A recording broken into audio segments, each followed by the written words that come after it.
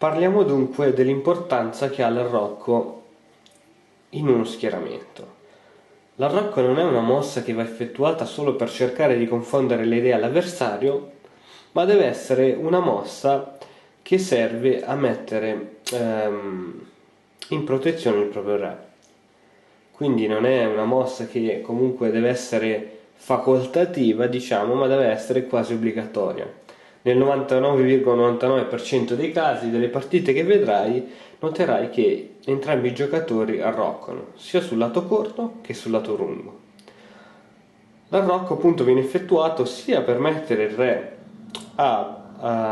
in un posto al sicuro, sia però per cercare di creare maggiori prospettive d'attacco. Adesso cerchiamo di analizzare questa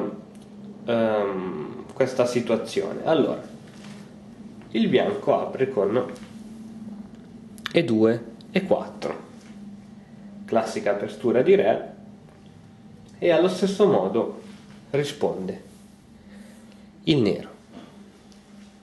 Ora il bianco gioca cavallo F3, sviluppando un pezzo e dando minaccia sul pedone E5, quindi minacciandolo di catturarlo. Il nero si difende con pedone D6, il bianco continua il suo sviluppo con alfiere C4. Ora il nero gioca cavallo F6, il bianco difende il pedone E4 che è stato minacciato da cavallo F6 con cavallo C3, mossa di cavallo ed arrocco. Il bianco è riuscito ad arroccare per primo, quindi diciamo che ha un discreto vantaggio. Questo vantaggio viene ottenuto perché il re non è più al centro, ma si trova nell'angolino della scacchiera, che è protetto dai tre pedoni davanti, dal cavallo che non permette un attacco diretto sulla colonna F e allo stesso tempo difende il punto H2, e la torre è pronta ad andare in E1, dove trova una colonna, diciamo, semi aperta, o dove si potrà creare in un futuro una colonna semi aperta. Adesso però andiamo a vedere il caso in cui l'arrocco diventa parte fondamentale di un attacco. Quindi quando il bianco o il nero riesce ad arroccare e l'altro giocatore non fa in tempo. Quindi in apertura è veramente molto importante andare in vantaggio di tempi. Andare in vantaggio di tempi significa non buttare mosse inutili facendo delle spinte di pedone.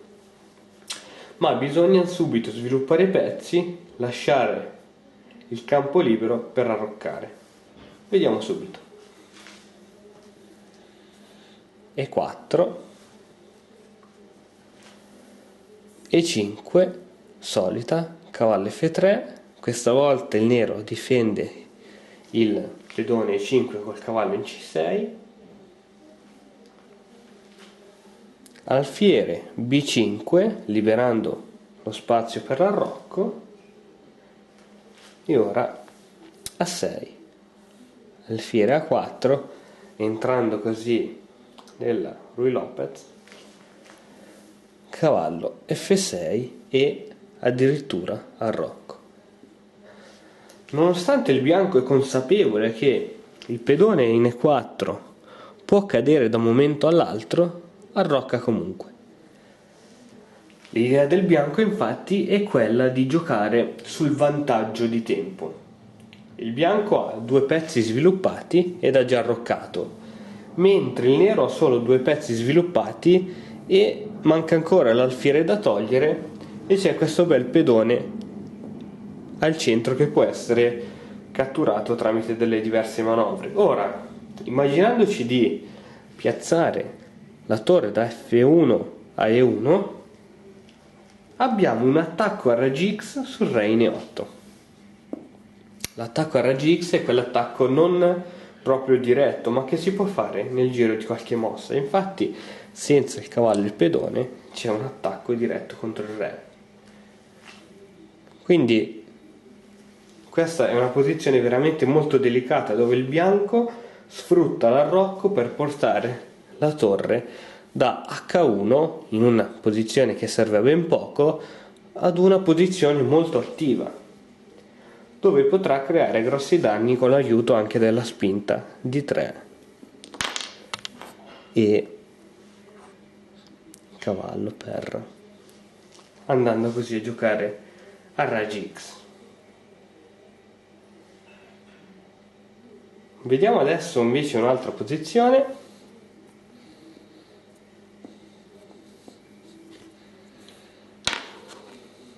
Ecco. Posizione della difesa siciliana. Molto spesso si vede il bianco che sfrutta l'arrocco lungo per creare degli attacchi decisivi. Andiamo ad analizzare meglio. Allora, E4, C5, difesa siciliana, cavallo F3, D6, cambio, cavallo F6, cavallo C3 e 6, G4. Questa è la variante attacco Keres nella difesa Scheveningen, che fa sempre parte di un ramo della difesa siciliana. Il bianco cosa ha fatto? Ha spinto il pedone da G2 a G4, una mossa piuttosto insolita che però ha un suo perché. Infatti, dato che il bianco ha giocato questa spinta di pedone che chiude lo spazio all'alfiere bianco, l'alfiere nero, il bianco appunto ne approfitta per cercare di guadagnare spazio con la futura spinta E6, G5. Quindi l'idea ovviamente del bianco non sarà più quella di fare l'arrocco corto, perché se si facesse l'arrocco corto il bianco si troverebbe con il re veramente sguarnito, con un brutto arrocco. Quindi l'idea è quella di fare un arrocco lungo. Vediamo quindi come può continuare questa partita. Cavallo C6, G5, cavallo in D7. Ora alfiere E3, alfiere E7, H4, arrocco, donna di 2. Ora si può giocare anche G6 e arrocco lungo. Il bianco questa volta sfrutta l'arrocco lungo per cercare di portare un forte attacco ad est. Infatti, con l'aiuto di queste spinte di pedoni si cercherà di creare un attacco potentissimo, cercando di unire le due torri sulle colonne più sensibili ad est. Quindi l'arrocco non è solo un'arma di difesa, ma come puoi notare da questo fortissimo attacco è anche un'arma che serve ad aumentare la portata dell'attacco.